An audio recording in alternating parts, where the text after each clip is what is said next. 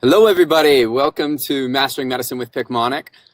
We are live here today from Phoenix, Arizona. It's toasty, like 115 degrees out. That's why I think there's like you in this room right now, making me look a little like a Smurf. But joined today by Dr. Taylor Brana. How you doing, Taylor? I'm doing amazing. How are you doing? And so today, and obviously psychiatry probably has an interesting tie back to one of the things we want to talk about today. So you are the founder of HappyDoc.com and the podcast Happy Doc. Did I say that correctly? Where do you find these? How do people know what they are? And then we're going to get into why did this come about? What are some of the lessons that you ultimately have learned? And how are you going to share some of that back with the audience today? Sure, yeah. And it's the Happy Doc. I know a lot of people will miss it with the in the beginning. So thehappydoc.com. And if you search the Happy Doc on like iTunes and all those channels, you'll find us. Excellent. And what is the Happy Doc? Where did this come from and why? Sure. So the Happy Doc, and I think, all the listeners here are going to really connect with this. Basically, when I was finishing up college, probably the best shape of my life, really good physically, mentally, emotionally. And then I went into medical school, super excited. And the one reason I went to medical school, I always wanted to look up health. I always wanted to look up like nutrition. I was reading articles. I was interested about good health. So obviously pretty natural, do well in college, go into medical school, learn more about health and kind of explore that, right? Yep. And then go into medical school. First year was tough. Second year was harder. And then third year, so I take step one, and I'm pretty much realizing I'm probably in the worst shape of my life. I never had like body pains in my life. My body was killing me in a really bad emotional place, and I was really unhappy. And then meanwhile, you guys know, if you go online, you're reading these articles about physician suicide, you're reading about burnout in medicine, and meanwhile, I'm like, crap, I'm like, X amount of dollars in the hole, we're all, we all took out some loans to do this. You put in a lot of energy and time into the whole process. And I'm realizing for myself, I'm like, crap, I'm not excited about this anymore. And I go into my first clinical rotation, internal medicine, and the doctor I'm working with, I asked her, I said, hey, what gets you excited about medicine? And she tells me I'm excited for my 7 days off, because she had a 7 on, 7 off schedule, right? And so I'm like, wait, so you're telling me like you're doing this for whatever reason and you're not excited about this and you just want to have vacation? I mean, I want to go in and be excited to see patients. I want to go in and be, pumped about the experience. I don't want to just live for the weekend. You know what I mean? I want to be happy. I want to be a happy doctor. And so that kind of evolved into that question, is it possible to be a happy doctor in today's age? And who can I reach out to kind of speak to and figure out, like, what are they doing that's different? So that's kind of the whole basis of the podcast, reaching out to people who are excited about medicine, who love what they're doing, who feel fulfilled, and kind of breaking down, like, what's the secret sauce? Like, what are they doing that's different? How are they living their lives? What are the habits they're doing? And kind of getting a sense of what we can do today, like in the present moment. I'm very functional. So it's not like all philosophical questions. It's like, really, like, what do we do on a daily basis to kind of just feel better and be excited and enjoy the work we're doing? So 2 years of talking with other students, doctors, experts, and getting a lot of tips and advice. And I hope that we can bottle some of that up today, and you can share it with the world on some of these key points. And it's actually interesting. You worked with Johnny Antoni, one of the art director for Picmonic, and created a Picmonic. And there's also this generator which enables other people to create. So you worked with Johnny to create a Picmonic, which we're going to show now, that actually has some of the key points from maybe your lessons learned. Or how would you even describe, what are the 9 key points? How do you wrap this up? What does it take to be a happy doc? Yeah. So actually, before we go to that, I want to first off thank Picmonic for you guys welcoming me onto this. I have to say, like, you guys helped me get through my step exams, and I'm not like embellishing this. I actually read a book. I'm currently reading this book. It's called Working Under Pressure. I believe that's the title. Okay. And there's research to show that when you're under pressure, aka boards, crazy amounts of pressure, memorizing facts and like remembering rote information is really tough. But Right. having an image, there's some like tweak or almost like hack in that. When it's an image, your system is able to recall it much easier. So Picmonic literally is a tool that will let you under pressure remember information, and it definitely worked for me. There's stuff I still remember that like they're like, Taylor, how do you know that fact? And it's actually from a Picmonic card. I love it. Definitely want to mention that. So in terms of this Picmonic card for you guys, and again, it's a memory tool, just kind of keep things organized for you. Number one, we're going to talk about is doing what you love. And that's represented by that heart over there. If you see that in that section over there. So yep. You want to actually go through the entire thing first, or do you want to go step by step? Let's do a brief overview. I'll just tell you kind of like all of the kind of concepts, and then we'll go one by one and just kind of dig a little deeper into that. All right. So number one, doing what you love, and that's represented by a heart. Perfect. And then number two, positive mindset. Number three, the art of medicine. Number four, protection. Number five, balance. Number six, fun and relaxation. Number seven, ownership. Number eight, action. And number nine, the big picture. All right, so we have an illustration here with a lot going on, but ultimately this is supposed to act as a mental image or a memory anchor to help those listening today take these 9 points that Dr. Brana is about to share with us and remember them long term. So let's go one by one, and I really want you to kind of break each one of these down and explain why are they in this picture, what do they have to do with actually becoming a happy doc, more fulfilled, happy in your life. Sure. Let's do it, guys. So number one, doing what you love. So I want to preface this, you have to have a reason for putting the crazy amounts of time that you're going to be spending in medicine, okay? So it really has to come from, and like that's why the image is a heart. It has to come from your heart. You have to have a passion for it, okay? Now, for a lot of people, especially with me, for example, I went straight through, okay? I went straight through from college into medical school. Some people have a non-traditional path. I actually love when you don't go into medicine right away, but it's great if you did, but you really have to figure that out. And the reason I mention all this is when I was starting to like think about, this presentation and everything, it was kind of like serendipitous. A 21-year-old girl comes up to me. She's asking me for some advice. And she said, she's like, Taylor, like, I don't know what to do with my path. I'm finishing up college. I'm trying to figure out what I'm going to do in life. Okay. And she was asking like, what should I do? And I'm like, look, like, I don't know. Okay. Right. I have no idea what it is that your passion is, what you're excited about. The biggest thing for people who don't know what they're about to go into, the biggest thing for them is you have to taste lots of stuff. Okay. You have to go out and you have to try lots of things. Number one, if you don't know, go explore your interests, go shadow a bunch of doctors in different fields, go talk to PA students and PA, fully fledged PAs, go see other fields, business, computer science. You want to make an informed decision and you want to know that you're doing it for the right reasons. You want to see, like, you want to go into it with a sense of like excitement, right? So you can't know what you love if you haven't tried lots of things. Are you going into it for the money? If you're doing that, trust me, there are better ways to make money than going into medicine.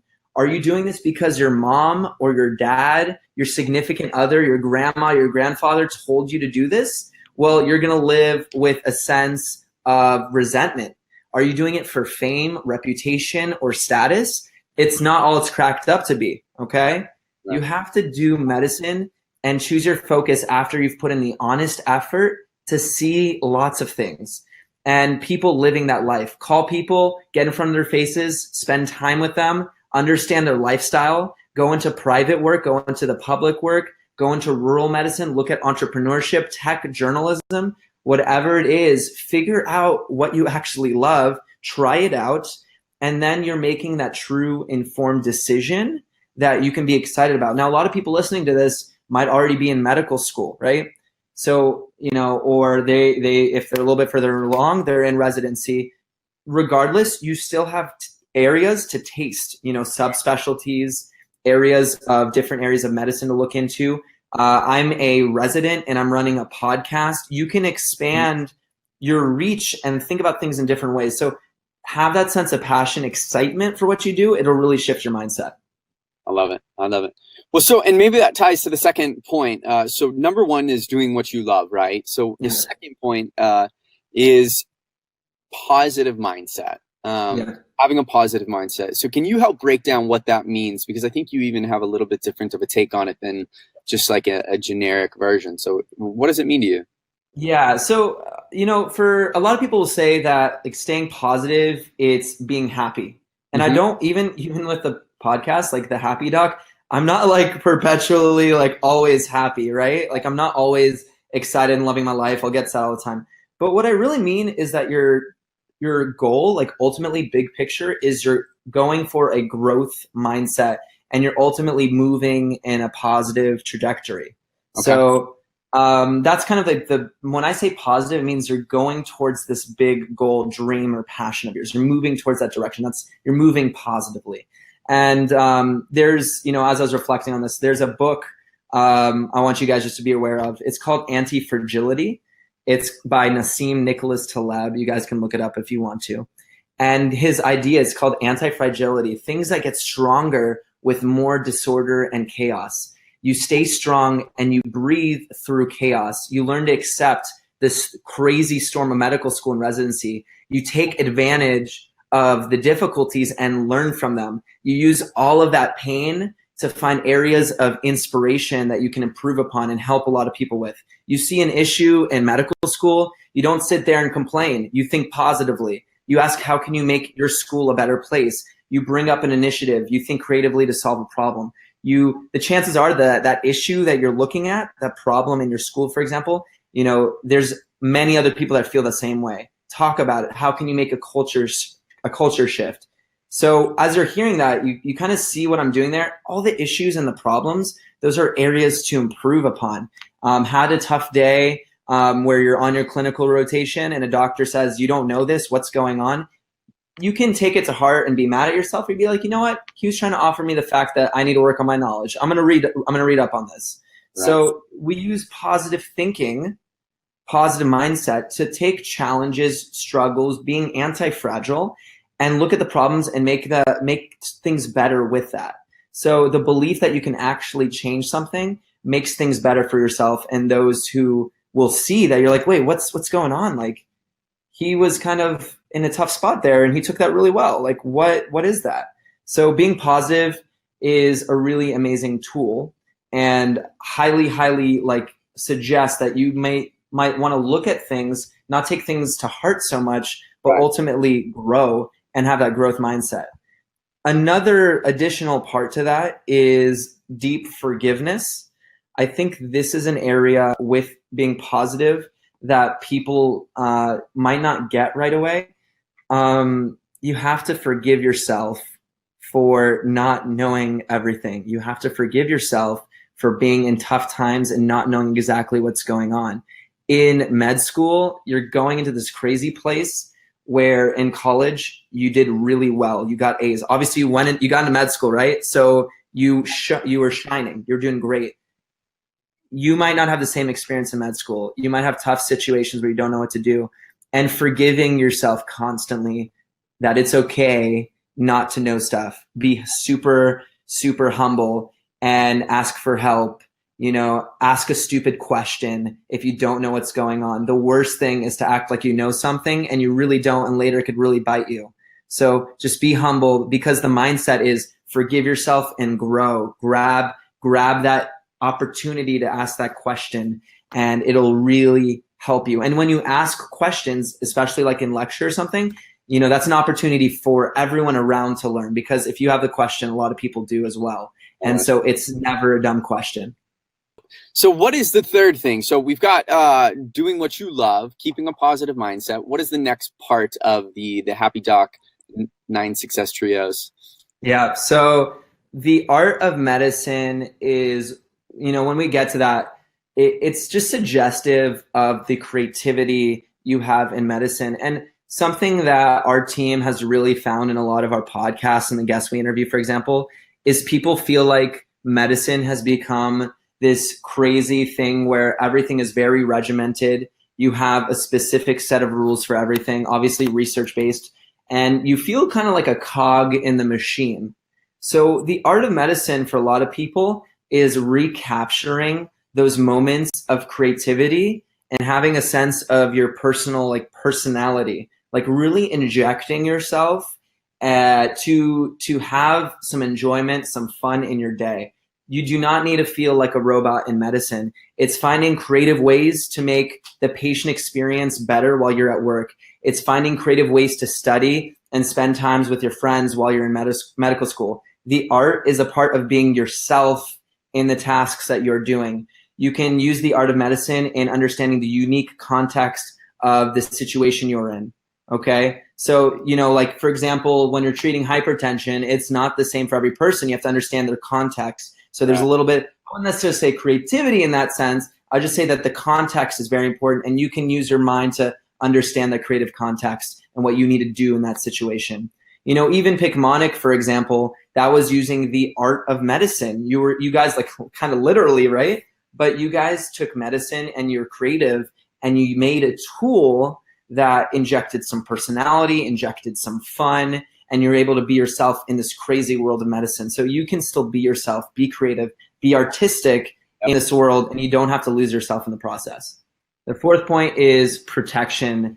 And I bring this up because we have to be really cognizant of protecting yourself in this process. And I would say being proactive in that approach. So staying protected, like medical school is really hard and residency is harder. Being an attending can be even more difficult, right? So this process doesn't always get easier in many ways.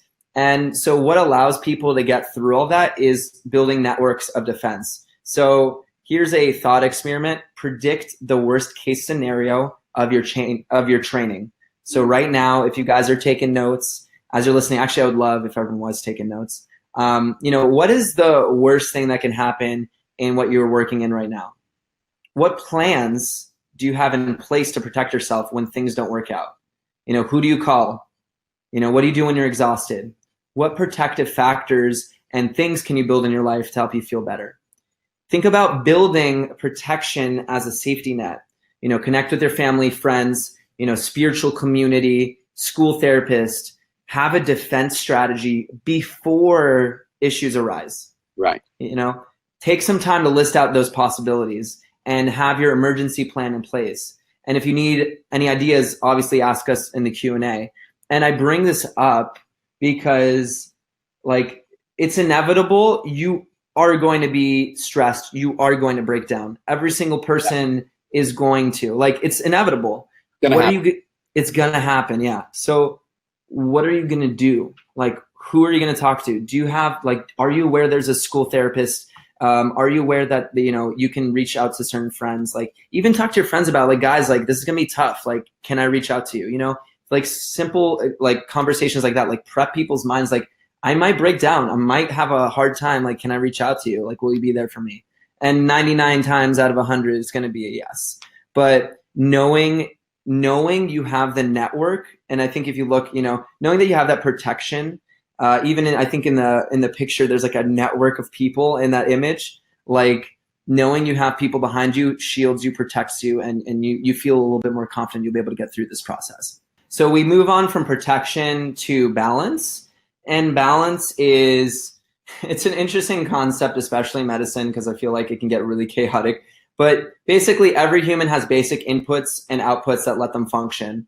And the quality and regularity of those inputs and outputs are especially necessary for a healthy person.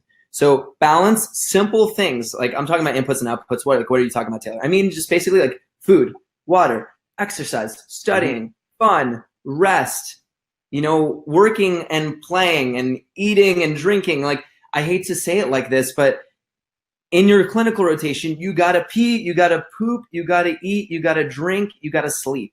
And unfortunately, I think a lot of clinical rotations make it super hard for students. And I know anyone listening to this, like if you're a student, if you're a resident, you know what I'm talking about, where you feel like you can't do those things. That's a fight that we always have to have.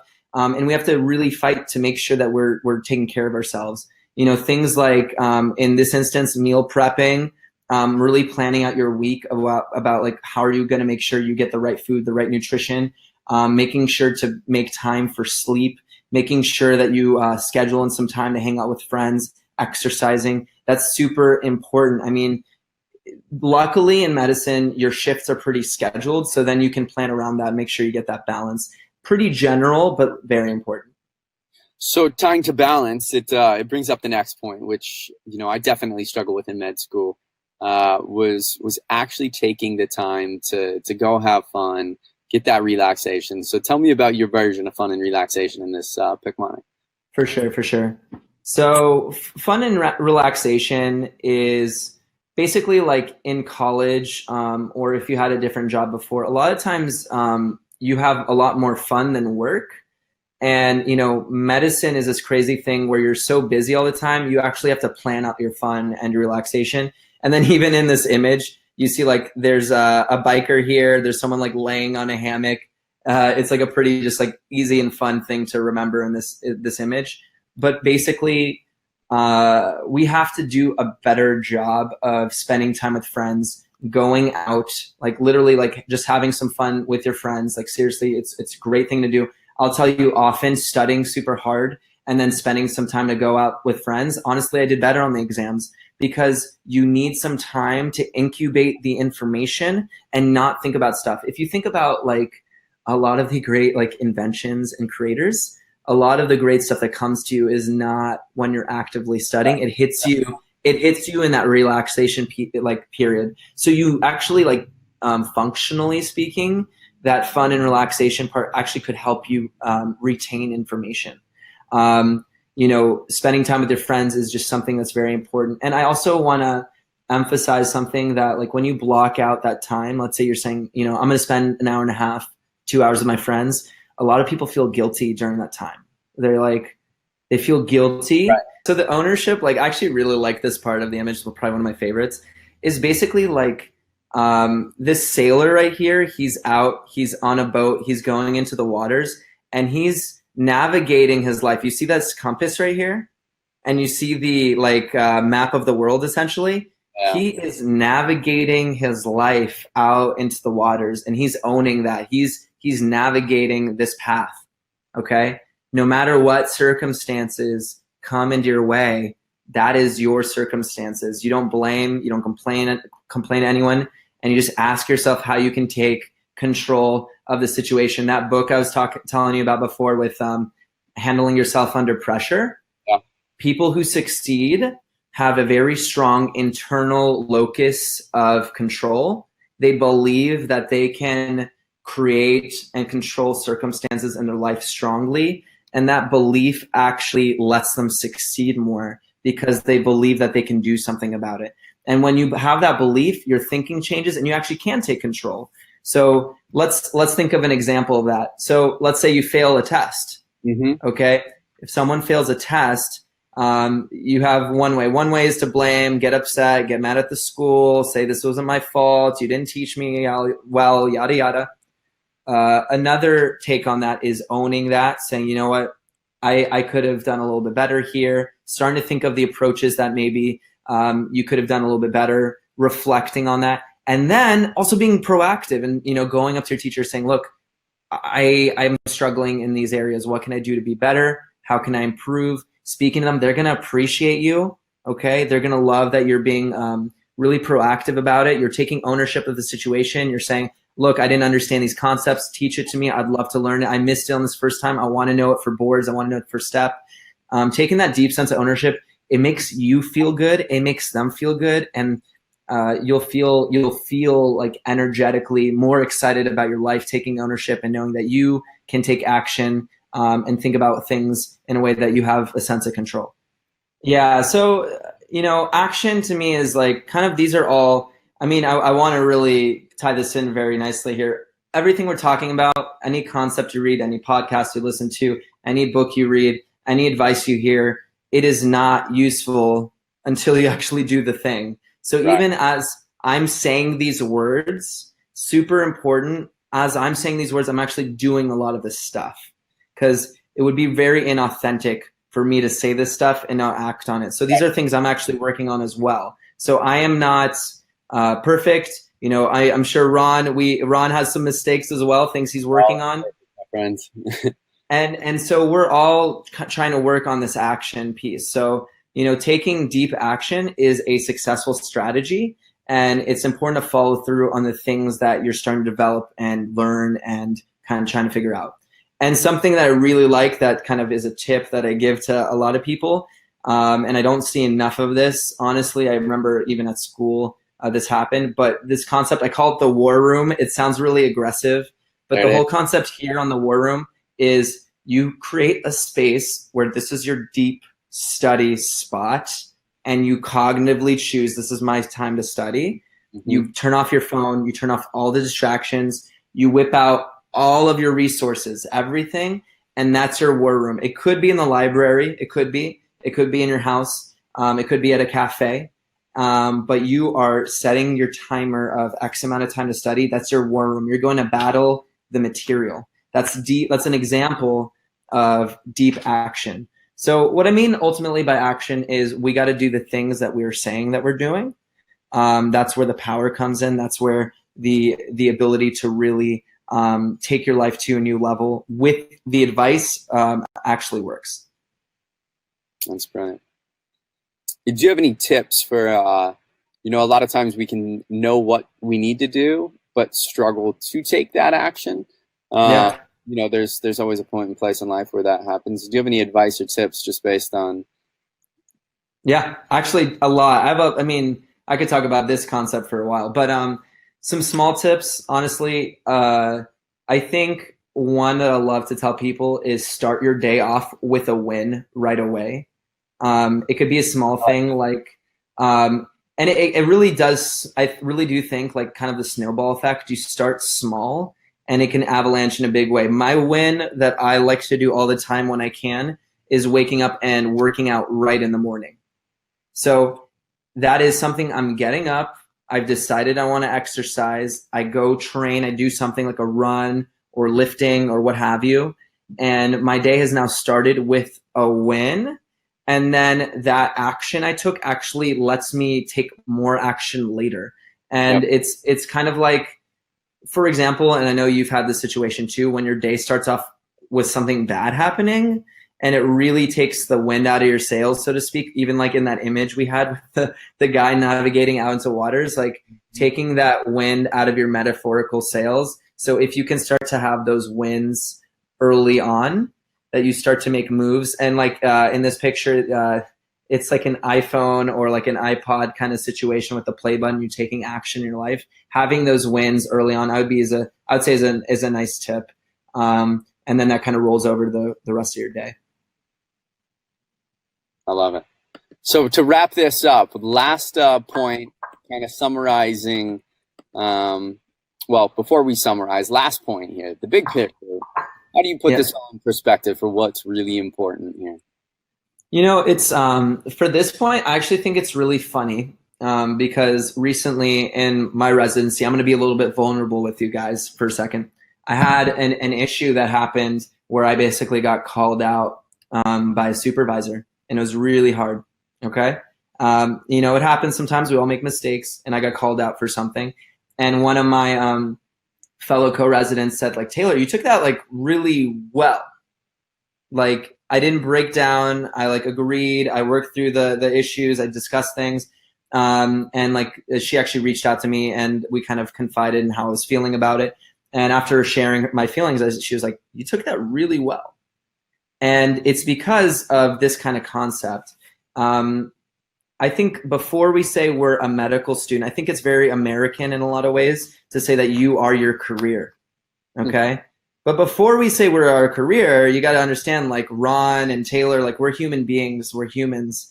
And I am Taylor, who is in residency right now. I'm not a resident who is Taylor. You know what I mean? It's not the reverse. So we have to like understand big picture wise, like, look, I woke up this morning with house over my head. My grandpa used to tell me every like when we used to, ask him how he's doing. He's like, I woke up with a house, a roof over my head and food on the table. And it really is that simple. Yeah. It really is that simple. You woke up today, you are in a substantially better place. If you're listening to this, you are in a substantially better place than a lot of people.